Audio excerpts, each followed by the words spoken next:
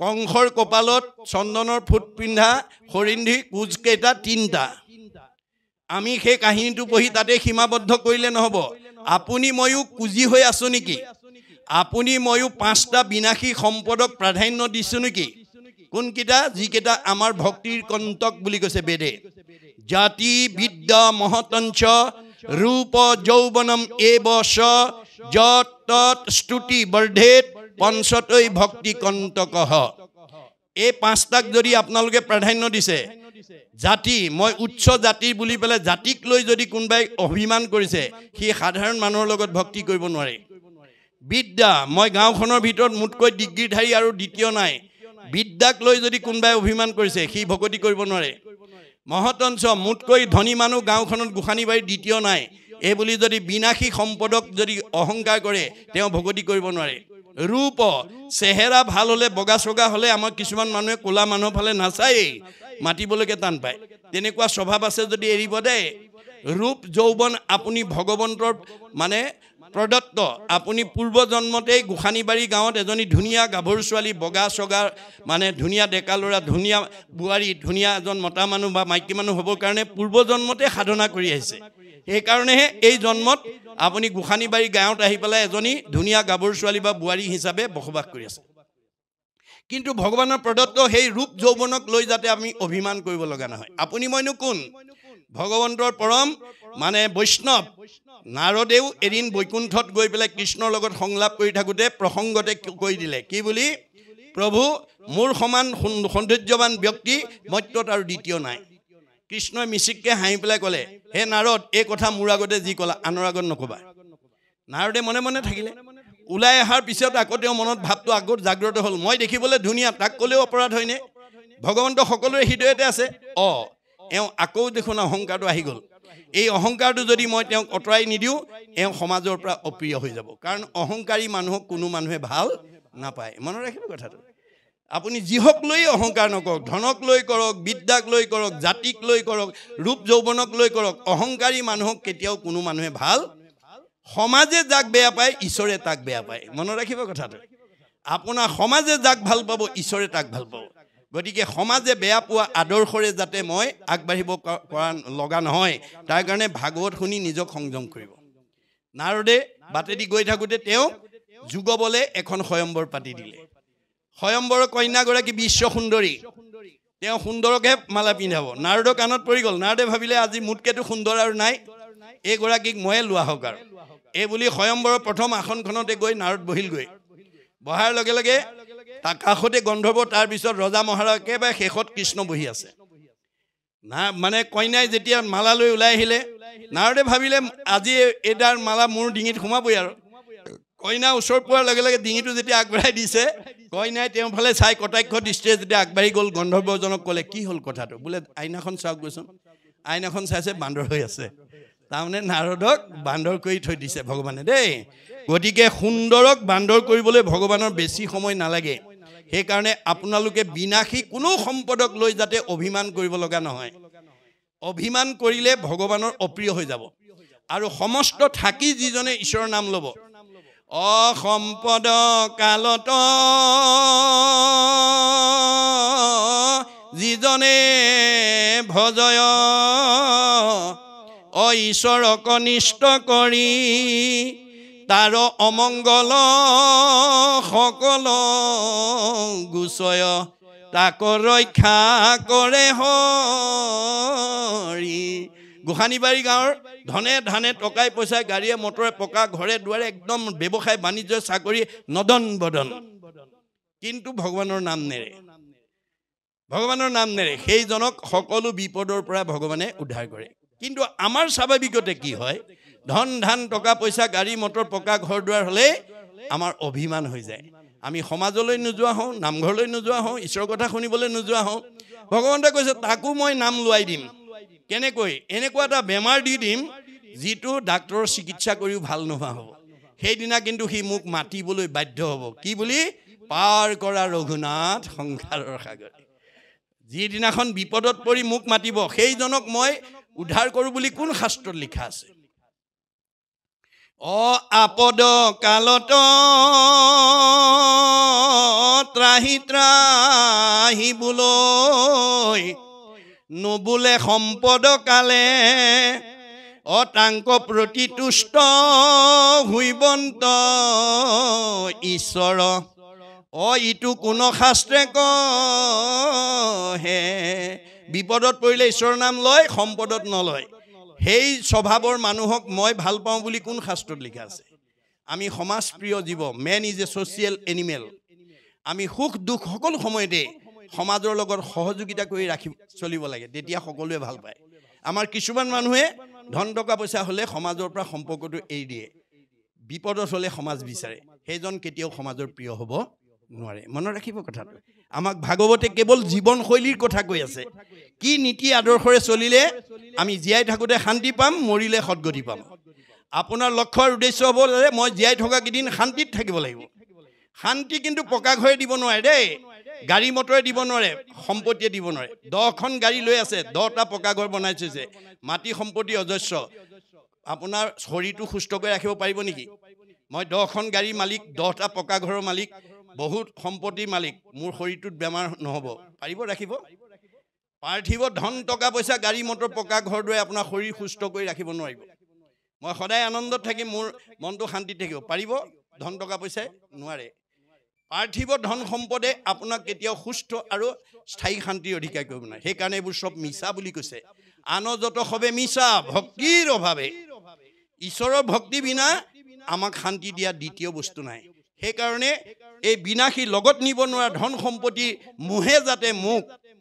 ভক্তি পথৰ পৰা লগত নিব পৰা ধন ঘটাৰ পৰা যাতে বিৰত কৰিব নোৱাৰে তাৰ কাৰণে ভাগৱত শুনিব লাগিব আমাৰ স্বভাৱটো পদুম ফুলৰ দৰে হ'ব লাগিব দেই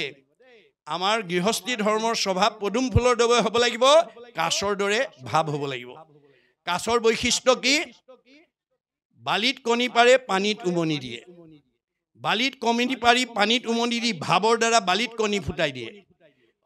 যেহেন কশ্যপে তৰে দিম পাৰি জল মাজে ফুকাৰয় সেহি মতে খন্তে বিষয়তে থাকি সদায়ে মোক চিন্তয় যে কাছই যেনেকৈ বালিত কণী পাৰি পানীত উমনি দি ভাৱৰ দ্বাৰা বালিত কণী ফুটাই দিয়ে সন্ত মহন্ত ভক্ত বৈষ্ণৱ গুণবিশিষ্টসকলে মই দিয়া ধন টকা পইচা গাড়ী মটৰ পকা ঘৰ দুৱাৰ মাজতে থাকে কিন্তু বিনাশী মায়া মোহে তেওঁক মুখ ভবাৰ পৰা আঁতৰাই ৰাখিব নোৱাৰে মোৰ ভকত কেনেকুৱা পদুম ফুলৰ দৰে ব্ৰহ্মণাধ্যায় কৰ্মাণি সংগং ত্যক্তে কৰোতি যশ লিপ্ততে নশ পাশুন পদ্ম পত্ৰম মিম্মাম ভাস পদুম ফুল বোকা পানীতেই জন্ম হয় কিন্তু বোকা পানীয়ে কোনোদিন পদুম ফুলক লিপ্ত কৰি ৰাখিব পদুম ফুলৰ পৰা সদায় নিৰ্লিপ্ত হৈ থাকে সন্ত মহন্ত ভক্ত বৈষ্ণৱ গুণ সম্পন্ন ব্যক্তিসকল মই দিয়া ধন ধান টকা পইচা ল'ৰা তিৰোতাৰ মাজতে থাকে কিন্তু সেইবিলাকৰ বিনাশী মোহে মুঠ ভকতি কৰাৰ পৰা তেওঁলোকক আঁতৰাই ৰাখিব নোৱাৰে এই গুণবিশিষ্ট হ'ব লাগিব মনত ৰাখিব গতিকে পুহিলা পালিবা শিক্ষা দিয়া সমুদায় আমাক তুমি বহুতখিনি পোহপাল দিলা আমাক বহুতো নীতি শিক্ষা দিলা তোমাৰো সদৃশ মহাভাগৱত যত সদায় ভকতি কৰে ঈশ্বৰ কৃষ্ণত তোমাৰ দৰে মহাভকতে সদায় ঈশ্বৰত ভক্তি কৰি থাকে এই বুলি অকুৰক ভগৱান কৃষ্ণই প্ৰশংসা কৰি আছে মনত ৰাখিব তাৰপিছত কৈছে হেন সেৱকেহে নিতে সেবিবে যুগুটি যিটো জনে অপ্ৰয়াসে বাঞ্ছয় মুকুতি যে আপুনি বাঞ্ছা নকৰাকৈ মুক্তি আপোনাৰ ওচৰত পৰিব যদি আপুনি ঈশ্বৰত ভক্তি কৰে ভকতে মুক্তি নিবিচাৰে মুক্তিহে ভকতৰ পিছে পিছে ঘূৰি ফুৰে মুক্তিটো নিস্পৃহা যিটো সেহি ভকতক নমো ৰসময় মাগুহো ভকতি মানে গতিকে আজিৰ দৰে ৰস আপুনি ভক্তি ৰস পান কৰক মুক্তি নিজে আহিব ভকতে মুক্তি নিবিচাৰে কিন্তু অবিদ্যা বিনাশ কৰে অজ্ঞানতা নাশ কৰে অবিদ্যা নাখিলে আনো বিভূতি যতেক ভকতৰ পিছে পিছে ফুৰয় প্ৰত্যেক যদ্যপি তেখম্বে তাক স্পৃহা নকৰয় তবু কোনো ভকতিয়ে তাক মিলায় ভকতে মুক্তি নিবিচাৰে কিন্তু 5 প্ৰকাৰ মুক্তিয়ে মোক লোৱা বুলি পিছে পিছে ঘূৰি ফুৰে এজন জ্ঞানী মানুহে মোক সন্মান কৰিবা বুলি মানুহক ক'ব নালাগে আৰু এজন দুষ্ট মানুহে মোক মানে লেলে সেই কৰিব লাগে বুলি ক'ব নালাগে জ্ঞানী মানুহক সন্মান কৰিবই দুষ্ট মানুহক লেলে সেই কৰিবই গুণত পূজা মনত ৰাখিব দেই গুণত পূজা আপুনি সৎগুণ হ'বলৈ চেষ্টা কৰক আপুনি সন্মান বিচাৰিব নালাগে সন্মান আপোনাৰ পিছে পিছে ঘূৰি থাকিব আপোনালোকৰ ঘৰখন ঈশ্বৰ মানে ভকতীয়া ঘৰ কৰক ভগৱন্তক বিচাৰিব নালাগে ভগৱন্তই আপোনাৰ ঘৰ বিচাৰি আহিব আমাৰ ভাগৱতে কৈছে যেই নাম সেই হৰি জানা নিষ্ট কৰি নামৰ সংগ নচাৰন্ত হৰি যিখন ঘৰত পুৱা গধূলি ধূপ ধূনা জ্বলিব ঈশ্বৰ উপাসনা কৰিব সেইখন ঘৰলৈ কৃষ্ণ নিজে আহিব আৰু কৃষ্ণ থকা ঘৰখন আনন্দত থাকিব পৰিয়াল মিলা প্ৰীতিত থাকিব মৰম স্নেহত থাকিব একতাৰ দোলেৰে বান্ধ খাই থাকিব আৰু যিখন ঘৰত পুৱা গধূলি ধূপ ধূনা জ্বলাই ঈশ্বৰ উপাসনা নকৰে সেইখন ঘৰ বিচাৰি কোন আহিব দ্বাদশ স্কন্ধ ভাগৱতত কৈছে শ্ৰৱণ কীৰ্তন জড়িত কৃষ্ণৰ নকৰে তৈতেখে ৰাক্ষসীগণে বিঘিনি আচৰে যিখন ঘৰত পুৱা গধূলি ধূপ ধূনা নজ্বলে ঈশ্বৰ উপাসনা নকৰে সেইখন ঘৰলৈ অঘাসুৰ বকাসুৰ প্ৰলম্বাসুৰ অৰিষ্টাসুৰ পুতনা ব্যমাসুৰ ধেনুকাসুৰ সব আহিব সব অসুৰবিলাক আহি সেইখন ঘৰত সোমাই যাব কায়িকভাৱে নহয় দেই গুণগতভাৱে স্বভাৱগতভাৱে আপোনালোকৰ গোসানীবাৰী গাঁৱত এনেকুৱা মানুহ আছে কথা ক'বই নোৱাৰে টিঙিচকে খং উঠেই কথা ক'বই নোৱাৰে লাঠিডাল উলিয়াই আনেই কথা ক'বই নোৱাৰে ঠেহ পেচ লাগি ৩-৪ দিনমানলৈ ভাত পানী নাখায় এনেকুৱা স্বভাৱ যিখন ঘৰৰ পৰিয়ালৰ আছে সেইখন অসুৰ থকা পৰিয়াল মনত ৰাখিব কথাটো সেই অসুৰবিলাকক যেতিয়ালৈকে মাৰিব নোৱাৰিব তেতিয়ালৈকে সেইখন ঘৰত শান্তি নহ'ব সেইকাৰণে নাৰায়ণ ঠাকুৰ এটাই ফকৰাত কৈছে ব্ৰহ্মাক মাৰিবা ৰুদ্ৰক মাৰিবা বিষ্ণুক নিদিবা ঠাই মহা মহা মহন্ত আহিলে কুবাই মাৰিবা তেহে ভকুতি পায় হে নাই ব্ৰহ্মাক মাৰিবা মানে ৰজগুণক মাৰিবলৈ কৈছে বিষ্ণুক মাৰিবা শতগুণক মাৰিবলৈ কৈছে ৰুদ্ৰক মাৰিবা তম গুণক মাৰিবলৈ কৈছে এই তিনিটা গুণ মাৰিব লাগিব মানে সংস্কাৰ হ'ব লাগিব মহা মহা মহন্ত মানে কাম ক্ৰোধ লোভ মোহ মদ মাৎসৰ্য এই বেয়া স্বভাৱবিলাক মৰিয়াই মৰিয়াই মাৰিব লাগিব তেতিয়াহে ভকতি কৰিব পাৰিব তাৰমানে আজিৰ দৰে ভাগৱত শুনাৰ লগে লগে কৰ্ণপথে ভকতৰ হিয়াত প্ৰৱেশী হৰি দুৰ্বাসনা হৰে সমস্ত হয় জলৰ যতে কমল যেহেন শৰ্তকালে স্বভাৱতে নিৰ্মল হয় ভাগৱতৰ কথা সোমোৱাৰ লগে লগে বেয়া ভাৱবিলাক ওলাই যাবলৈ বাধ্য হ'ব খালী বটলত পানী ভৰাই দিয়াৰ লগে লগে তাৰ ভিতৰৰ বায়ু ওলাই যাবলৈ বাধ্য হ'ব এই বিজ্ঞানসন্মত তথ্য আমাক ভাগৱতে দি আছে আমি উঠি অহা প্ৰজন্ম সমাজবিলাকক যাতে আমি প্ৰত্যেকে এই কৰ্ম আঁচনিৰ যোগেদি আমি যাতে সংস্কাৰমুখী কৰিব পাৰোঁ তাৰ কাৰণে যত্ন কৰিলেহে আপুনি মানুহ ধৰ্ম ধৰাৰ সাৰ্থক হ'ব নহ'লে আহিল কণা গ'ল কণা খাগৰি কাটিল 3 কণা লাভ নহ'ব মনত ৰাখিব আপুনি ঘটা ধন আপুনি বনোৱা পকা ঘৰ আপুনি লোৱা সম্পত্তি লগত নিব নোৱাৰে লগত দুটা বস্তু যাব পুত্ৰ ভাৰ্যা ঐশ্বৰ্য থাকিব ঐতে পৰি পাপ পুণ্য দুই যাব লগতে সত্তৰি পাপ আৰু পুণ্য দুটাহে লগত নিব লাগিব যদি কিমান আপুনি জন্মৰ পৰা মৃত্যুলৈকে কিমান আনক উপকাৰ কৰি ঈশ্বৰৰ কথা শুনি পুণ্য অৰ্জন কৰিছে আৰু কিমান আনক দুখ কষ্ট দি অন্যায় কৰি আপুনি পাপ অৰ্জন কৰিছে সেই দুটা বস্তুৱে আমাৰ লগত যাব গতিকে আমাৰ মানে দাৰ্শনিক পণ্ডিতে কৈছে মনুষ্যৰূপী বৃক্ষজোপাত 4টা ফল লাগে দুটা তলফালে দুটা তলফালে দুটা ওপৰফালে তলফালৰ দুটা যাওঁতে লৈ যায় ওপৰফালৰ দুটা ওপৰত লাগি আহে দেই যাওঁতে পুত্ৰ ভাৰ্যা ঐশ্বৰ্য থাকিব ঐতে পৰি পাপ পুণ্য দুই যাব লগতে সৈতে আমাৰ জীৱৰ লগত পাপ আৰু পুণ্য দুটা লাগি যাব পুণ্যৰ টোপোলা বেছি নিলে আপগ্ৰেড ওপৰলৈ যাব আৰু পাপৰ টোপোলা বেছি নিলে ডিগ্ৰেড তললৈ আহিব এই চক্ৰ দেই চক্ৰবত পৰিৱৰ্তনতে দুখানিছ সুখানিছ গতিকে বেছি পুণ্য লৈ আহি যি এইখন গোসানীবাৰী গাঁৱত বাস কৰিছে তেওঁ সকলোকৈ ওপৰত থাকিব মধ্যম পুণ্য লৈ এজন মধ্যমত থাকিব কম পুণ্য লৈ এজন কমত থাকিব তাৰ ওপৰতে সুখ দুখটো নিৰ্ভৰ কৰিব মনত ৰাখিব কথাটো সেইকাৰণে কৈছে যে হেন সেৱকেহে নিতে সেবিবে যুগুটি যিটো জনে অপ্ৰয়াসে বাঞ্ছয় মুকুতি তেওঁ কোনো বাঞ্ছা নকৰাকৈ অপ্ৰয়াসে তেওঁ মুক্তি পাব যদি বোলা দেৱতেখে পুজিবে যুগুটি নহি নহি কেহু শুনা দেৱতাৰ গতি যদি কোৱা দেৱতাই যদি পূজাৰ যুক্তি হয় তেতিয়াহ'লে শুনা আপুনি খাইবাক মাত্ৰ চাহে দেৱগণ আনক তৰিবে লাগি নাহিকে যতন দেৱতাই নিজে চলিবৰ কাৰণেহে বিচাৰে আনক তৰাব নোৱাৰে সাধুজন নহি কোনো দেৱতাৰ থান অহৰ্নিশে পৰকেশে চিন্তয় কল্যাণ দেৱতাই নিজৰ সুখৰ কাৰণে চিন্তা কৰে কিন্তু সাধুসকলে আনৰ উপকাৰ সাধন কৰে সেইকাৰণে দেৱটো তীৰ্থটো কৰি ভকতেহে বৰ ভকতক ভজিলে গুছে কৰ্মজৰ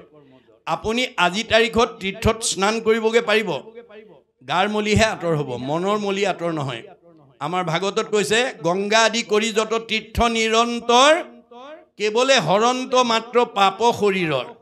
আপুনি গংগা গয়া কাশীত আজি গৈ গা ধুলে গাৰ মলি আঁতৰিব, মনৰ মলি আঁতৰ নহয়। কিন্তু সাধুৰ সংগে বাহিৰে ভিতৰে শুদ্ধি কৰে, হেন সাধু সেৱা নকৰিব কোনো নৰে। আজিৰ সমাজত আহি সেৱা কৰিলে বাহিৰ ভিতৰ দুইটা শুদ্ধ হৈ যাব। উদ্ধৱক যাবৰ সময়ত উদ্ধৱে কৈছিল, প্ৰভু তুমি মোক এৰি থৈ গ'লে নহ'ব, তোমাৰ অবিহনে মোৰ জগত অন্ধকাৰ, তোমাৰ লগত মোৰ 5 বছৰ বয়সৰ পৰাই নিবিড় সম্পৰ্ক, তুমি মোৰ বৰদেউতা ল'ৰা বসুদেৱৰ পুত্ৰ আৰু মই তোমাৰ খুৰাৰ পুত্ৰ দেৱভাগৰ পুত্ৰ মই উদ্ধৱ, বংশৰ ফালৰ পৰা তুমি মই ককাই ভাই আৰু ভক্তিৰ দিশত তুমি মোৰ আৰাধ্য দেৱ, গতিকে তুমি অকলে গুচি গ'লে নহ'ব, মোক লগত নিব লাগিব। তেতিয়া কৃষ্ণই উদ্ধৱক উদ্দেশ্যি কৈছিল, সখা তুমি ঠিকেই কৈছা, কিন্তু তোমাক যদি মোৰ লগত লৈ যাওঁ, ভগৱন্তৰ লগত যদি ভকতক লৈ যায়, তুমি আমি দুয়ো গ'লে মিলিব অনৰ্থ, লুপ্ত হ'ব জ্ঞান ইটো ভকতিৰ পথ, ভক্তি পথটো লুপ্ত হৈ যাব। ফলত কি হ'ব? অধৰ্মে পিৰিব লোক যাইবে অধুগতি, ভকতিক ৰাখি তুমি থাকিও সম্প্ৰতি। তুমি ভক্তি পথটো ৰক্ষা কৰিব লাগিব। মোৰ এই মহাবাক্য নচাৰিবা তুমি, শ্ৰৱণ কীৰ্তন প্ৰৱৰ্তাই থাকা তুমি, তুমি শ্ৰৱণ কীৰ্তন ধৰ্মটো প্ৰৱৰ্তাই থাকা। আজি আপোনালোকৰ এই শাখা সত্ৰই উদ্ধৱৰ কাম কৰি আছে, পৰোক্ষভাৱে উদ্ধৱৰ কাম কৰি আছে। ইমান ভকতক আনি ঈশ্বৰৰ কথা শুনাই দিলে, আমাৰ জন্ম জন্মান্তৰ কাৰণে পুণ্য জমা কৰি দিলে। এইটো পুণ্য কোনোদিন বিনষ্ট নহয়, অক্ষয় পুণ্য কৈছে। যিমানে কৃষ্ণক দিয়ে সেইহিকে অক্ষয়, ইহাক নিবাক একোজনে নপাৰে। আজি এই 5 দিনত যিকণ সময় আপোনালোকে ঈশ্বৰৰ কথা শুনিলে, সেইটো অক্ষয় পুণ্য আপুনি লগত লৈ যাব। আন কৰ্মে লগাইলে যতেক সিও হুৱে বৃথা, জনমো বৃথা হুৱে নুশুনয় কৃষ্ণ কথা। আন কৰ্মত আমি যিমানবিলাক সময় পাৰ কৰিলোঁ চব বৃথা, এইটোৱে আমাক সহায় নকৰে। গতিকে কৃষ্ণ কথা নুশুনিলেহে জীৱনটো বৃথা হৈ যাব। গতিকে এই তথ্য আমাক কৈছে আৰু কৈছে যে সখা তুমি চিন্তা নকৰিবা, মই প্ৰাণৰ পিছতো মই তোমাৰ কাৰণে প্ৰয়োজনীয় সকলো দিশ থৈ আহিছোঁ। জীৱনশৈলীৰ যিমানখিনি তোমাৰ আৱশ্যকীয় দিশ মই চব প্ৰতিষ্ঠা কৰি থৈ আহিছোঁ। তোমাৰ কাৰণে পুণ্যভূমি প্ৰতিষ্ঠা কৰি থৈ আহিছোঁ, তোমাৰ কাৰণে তীৰ্থস্থান প্ৰতিষ্ঠা কৰি থৈ আহিছোঁ, তোমাৰ কাৰণে সত্ৰ প্ৰতিষ্ঠা কৰি থৈ আহিছোঁ, তোমাৰ কাৰণে বৈকুণ্ঠ প্ৰতিষ্ঠা কৰি থৈ আহিছোঁ, আৰু প্ৰাণৰ পিছত মই তোমাৰ মাজতে থাকিম। নিশ্চয় কৰি কহোঁ শুনা সাৱধানে তুমি, ভকত যি স্থানে থাকে সেই পুণ্যভূমি। আজি আমি যদিও শাখা সত্ৰৰ ৰভাৰ তলত আছোঁ, নহয়, আমি আজি পুণ্যভূমিত আছোঁ। আৰু এই পুণ্যভূমিত ভক্তসকলে য'ত মোৰ গুণনাম ক'ব, শ্ৰৱণ কীৰ্তন মোৰ কৰে যত্ৰ যত্ৰ, দ্বিতীয় বৈকুণ্ঠ সিটো তাকে বোলে সত্ৰ। এয়াই আমি দ্বিতীয় বৈকুণ্ঠ আৰু সত্ৰত উপবিষ্ট হৈ আছোঁ। আৰু এয়াই হৈছে কি? তীৰ্থ। কৃষ্ণৰ পৰম নিৰ্মল উদাৰ কথাৰ জৈত্য প্ৰকাশ, গংগা আদি কৰি যত তীৰ্থ আছে তৈতেহে কৰে নিবাস। আজি সকলো তীৰ্থ ইয়াত প্ৰবাহমান হৈ আছে। গতিকে মই প্ৰাণৰ পিছত তোমাৰ মাজত থাকিম। ক'ত থাকিম? তিৰুদ্ধায় প্ৰবিষ্ট অয়ম শ্ৰীমৎ ভাগৱত নৰ্বম তে নয় বাংময় মূৰ্তি প্ৰত্যক্ষ বৰ্ততে হৰৈ শ্ৰৱণাত সেৱনাত দৰ্শনাত পাঠাত পাপনাশিনী। মই প্ৰাণৰ পিছত শব্দ ব্ৰহ্ম, ৱৰ্ড ইজ গড, অবিনাশী, মনত ৰাখিব। বাক্য ব্ৰহ্ম, মই ভাগৱতত শব্দ ব্ৰহ্ম বাক্য ব্ৰহ্ম ৰূপে থাকিম। সেই ভাগৱত যদি তুমি সেৱা কৰিব পাৰা, সেই ভাগৱত যদি দৰ্শন কৰিব পাৰা, সেই ভাগৱত যদি শ্ৰৱণ কৰিব পাৰা, সেই ভাগৱত যদি কীৰ্তন কৰিব পাৰা, তোমাৰ চব পাপ মই নাইকিয়া কৰি দিম। ভগৱানৰ নিজৰ মুখৰ বাণী। কি চব পাপ মানে কি? পাপ মানে কি? পাপ আমি কাৰোবাক দেখুৱাই দিব পৰা বস্তু নহয়। ই মনৰ কিছুমান বেয়া গুণৰ সমষ্টি, দাৰ্শনিকৰ অভিমত, কুবুদ্ধি। ভাগৱত শুনিবলৈ আহি যদি গ্ৰাম্য কথা পাতে, সেইটো পাপ। আপুনি কাষতে গ্ৰাম্য কথা পাতি থকাৰ কাৰণে ওচৰৰ মানুহজনে যদি ভাগৱত শুনাত যদি বাধা হৈছে, তেতিয়া সেই গ্ৰাম্য কথা পতা দুজনৰ কি হ'ব? পাপায় পৰপীড়নম। ভাগৱত শুনিবলৈ আহি যাতে ভাগৱত ব্যাখ্যাৰ সময়ত আন কথা পাতিব নালাগে, তাৰ প্ৰতি গুৰুত্ব দিব। পাতিব পাৰিব, কিন্তু আপুনি যাওঁতে পাপ লৈ যাব লাগিব। পাপায় পৰপীড়নম, এইটো হ'ল কুবুদ্ধি, অসৎ চিন্তা, অসৎ ভাৱনা, অসৎ পৰিকল্পনা, কুসংস্কাৰ, অন্ধবিশ্বাস, মনৰ সংকীৰ্ণতা, কুপৰম্পৰা, এইবিলাক পাপ। এইবোৰ কৃষ্ণ কথা শুনাৰ লগে লগে আমাৰ নাইকিয়া হৈ যাব। গতিকে চব পাপ মই বিনাশ কৰি দিম। সেইকাৰণে ভাগৱত নুশুনা পৰ্যন্ত আমি পাপ মুক্ত হ'ব নোৱাৰোঁ। চাবোন চাৰ্ফ নিদিয়া পৰ্যন্ত কাপোৰখন মলিমুক্ত কৰিব নোৱাৰোঁ। এই কথা মনত ৰাখিব। সেইকাৰণে তেওঁ কৈছে যে আপুনি খাইবাৰ চাহে চাহে দেৱগণ আনকতাই কোনে সাধু খব নুহি কোনো দেৱতাৰ ধান অহৰ্নিশে পৰৰেখে চিন্তয় কৈলান। সাধু মহন্তই পৰৰ উপকাৰৰ কথা চিন্তা কৰে। সাধুহে পৰম বন্ধু জানা স্বৰূপত ঈশ্বৰৰ চিনিয়া হবে নিষ্ঠাৰে জগত। যে সাধুসকলে সদায় ঈশ্বৰক চিন্তা দেখুৱাই দিয়ে, ঈশ্বৰ ভক্তিৰ কাৰণে মানুহক আহ্বান জনায়। জনো বোলা জলময় তীৰ্থ আছে যত নহিকৈ তীৰ্থ যদি বোলা স্বৰূপত যে দেখাত তীৰ্থ হয় কিন্তু প্ৰকৃততে তীৰ্থ নহয় কহিলা অকুৰ আগে দশম স্কন্ধত শিলাময় জলাশয় দেৱতীৰ্থ যত জানিবাহা তাৰা সবে দেৱতীৰ্থ হয় তথাপিতো সাধুৰ সংগ শ্ৰেষ্ঠ আতি হয় যে গংগা গয়াকাশী তীৰ্থ হয় কিন্তু সেই তীৰ্থই আপোনাক মানে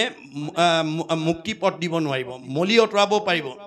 আজিৰ তাৰিখত কোনোবাই গা ধুলে গাৰ মলি আঁতৰ হ'ব পাৰিব কিন্তু মনৰ মলি আঁতৰ নহয় গংগা আদি কৰি যত তীৰ্থ নিৰন্তৰ কেৱলে হৰন্ত মাত্ৰ পাপ শৰীৰ আৰু গংগা গয়াকাশী তীৰ্থ নিজে অপবিত্ৰ হৈ যায় আমাৰ একাদশ স্কন্ধ ভাগৱতত মহাভাৰতৰ মানে ভাৰতৰ যুদ্ধৰ পিছত যেতিয়া যুধিষ্ঠিৰক ৰজা পাতি থৈ গ'ল কৃষ্ণই প্ৰায় 14 বছৰ কাল তীৰ্থ পৰ্যটন কৰি যেতিয়া বিদুৰ আহি পদূলি মূৰত থিয় হৈছে কুন্তিকে প্ৰমুখ্য কৰি পঞ্চ পাণ্ডৱে গৈ তেওঁক যেতিয়া আদৰি আনিব গৈছে যুধিষ্ঠিৰে সাবত মাৰি ধৰি খুৰাকক কান্দি কান্দি কৈছে খুৰাদেউ তুমি অতদিনে ক'ত তীৰ্থ কৰিলা ক'ত খালা ক'ত শুলা মই ভাবিছোঁ তুমি তীৰ্থ কৰি তুমি পবিত্ৰ হোৱা নাই তুমিহে তীৰ্থক পবিত্ৰ কৰিলা কোন ক্ষেত্ৰ তীৰ্থভূমি এটকালে ফুৰা ভ্ৰমি কেনমতে মিলিল আহাৰ জানিলো তোমাক পাই তীৰ্থে পবিত্ৰ ভৈলা তীৰ্থৰেখে সাধা উপকাৰ মই ভাবিছোঁ তুমি তীৰ্থত গৈ পবিত্ৰ হোৱা তুমিহে তীৰ্থক পবিত্ৰ কৰি থৈ আহিছা কাৰণ অপাতকীৰ সংস্পৰ্শত গংগা আদি তীৰ্থ যত পাপে ভুৱে পৰম মলিন হৰি হৃদয়ে লৈ ভকতে পৰশে গৈ তেবে হুৱে পাতকৰহীন গতিকে গংগা গয়া সেইবিলাক পাপীবিলাকে চুই দিয়াৰ লগে লগে পাপগ্ৰস্ত হৈ যায় পাতকীৰ সংস্পৰ্শত গংগা আদি তীৰ্থ যত পাপে হুৱে পৰম মলিন পাপীবিলাকে চুই দিয়াৰ লগে লগে তেওঁলোক অপবিত্ৰ হৈ যায় গতিকে ভগৱন্তৰ নাম লৈ ভকত উপস্থিত হোৱাৰ লগে লগে নামেহে তেওঁলোকক শুদ্ধ কৰে সেইকাৰণে শংকৰদেৱ একাধিকবাৰ তীৰ্থক কৰিবলৈ গৈছিল নিজে শুদ্ধ কাৰণে নহয় তীৰ্থক পবিত্ৰ কৰিবৰ কাৰণে গতিকে ভকতে তীৰ্থক পবিত্ৰ কৰে তীৰ্থই ভকতক পবিত্ৰ কৰিব নোৱাৰে এই কথা কৈছে নহি কৰ তীৰ্থ যদি বোলা স্বৰূপত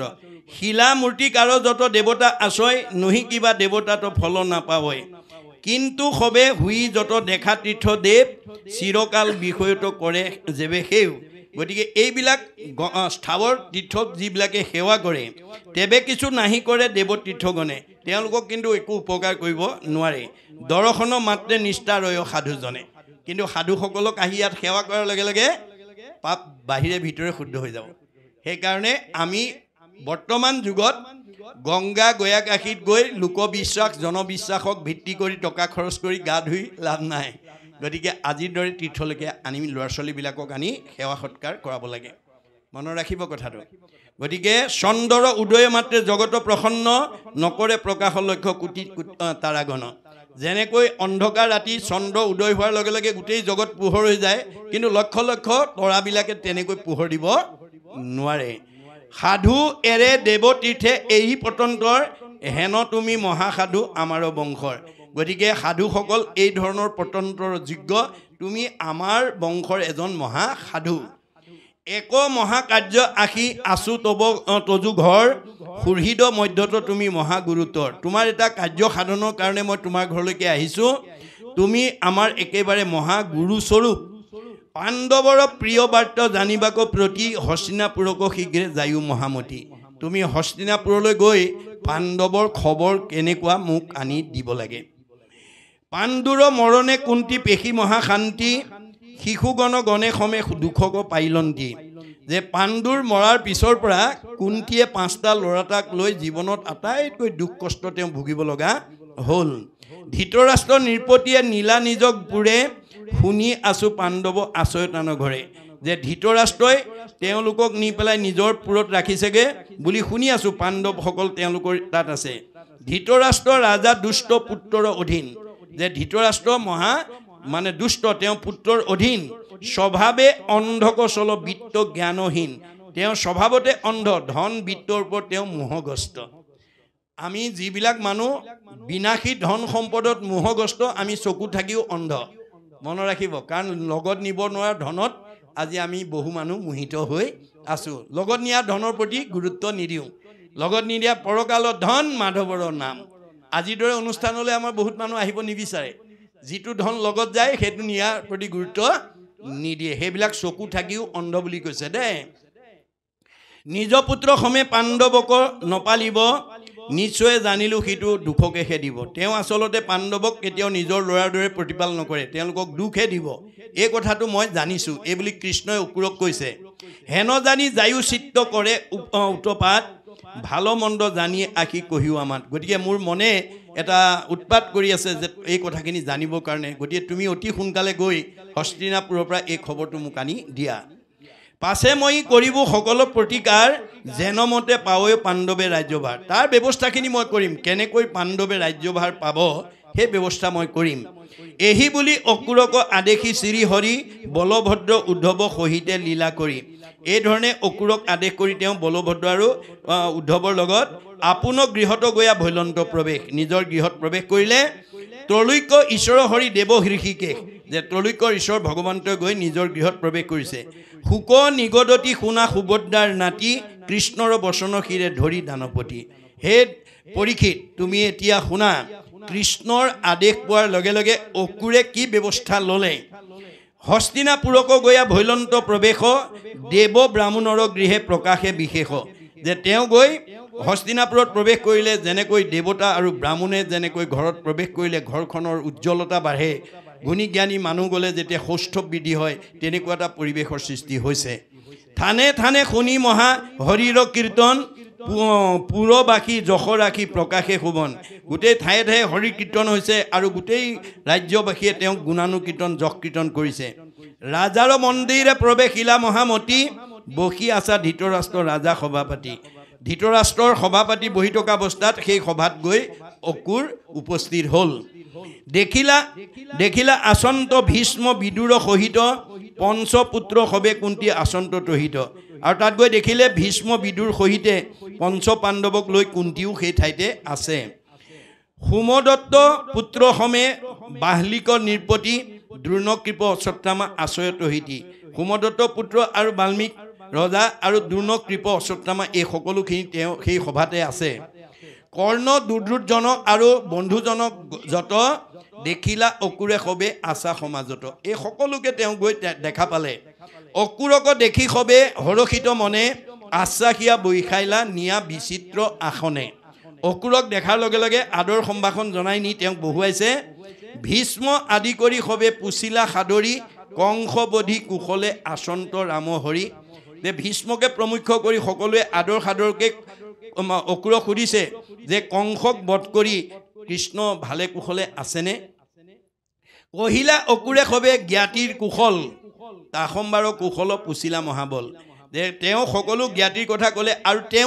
তেওঁলোকৰ বাৰ্তা ল'লে